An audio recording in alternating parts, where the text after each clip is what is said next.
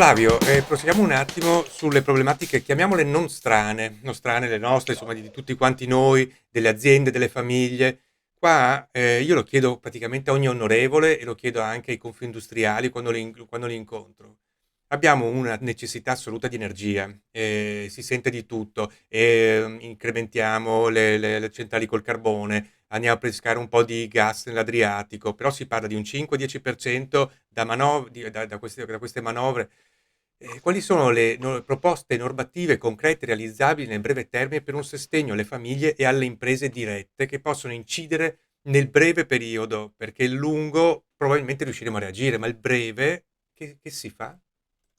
Allora, c'è un problema nel brevissimo che è appunto quello di fermare l'esplosione dei prezzi dell'energia, che la gran parte fra l'altro è una speculazione perché l'aumento dei prezzi del gas al quale è agganciato quello dell'energia elettrica, che una volta aveva senso, adesso tenerli agganciati non ha più senso perché sull'energia elettrica c'è una speculazione ancora più grande perché il gas non può costare 10 volte quello che costava perché la produzione del gas costa tanto quanto.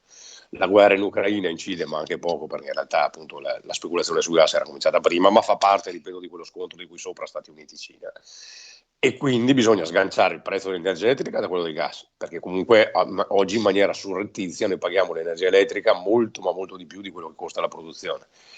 Dopodiché saranno soldi, cioè, se tu parli con le famiglie e con le imprese la situazione è devastante, Devastante. devastante perché io adesso ho 53 anni, una situazione economica come questa non la ricordo e non c'è mai stata, perché fra un mese o due al massimo le famiglie e le imprese non saranno più in grado di reggere. Parliamo delle famiglie, quelle insomma, ovvio che chi sta bene, ma le famiglie medie, che sono la larghissima parte delle famiglie italiane, e le imprese, soprattutto quelle che comunque consumano più energia, non reggeranno No. perché non gli converrà tenere aperto, gli converrà chiudere piuttosto, e se chiudono lasciano i dipendenti e lo Stato a quel punto deve pagare per i dipendenti avendo meno risorse perché ha meno tasse che gli entrano dalle aziende. E quindi bisogna intervenire subito perché questa è la priorità, cosa che non ha fatto Draghi. Devo dire che nelle tante belle, buonissime cose che ha fatto Mario Draghi non è intervenuto su questa emergenza perché appunto dura da un anno abbondante e lui su questo non ha fatto abbastanza.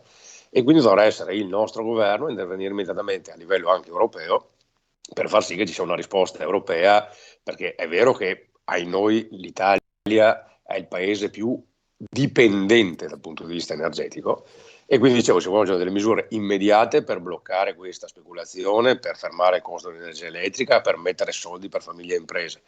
E dopo c'è una questione strategica, ovvero sia nel breve fotovoltaico, eolico, tutto quello che c'è di fermo e di autorizzabile salti sui fiumi, tutto quello che c'è di autorizzabile va autorizzato in fretta perché comunque il problema della dipendenza energetica non finisce oggi, cioè se in qualche Rigassificatori modo, compresi. certo, tutto quello che si può fare va fatto, tutto.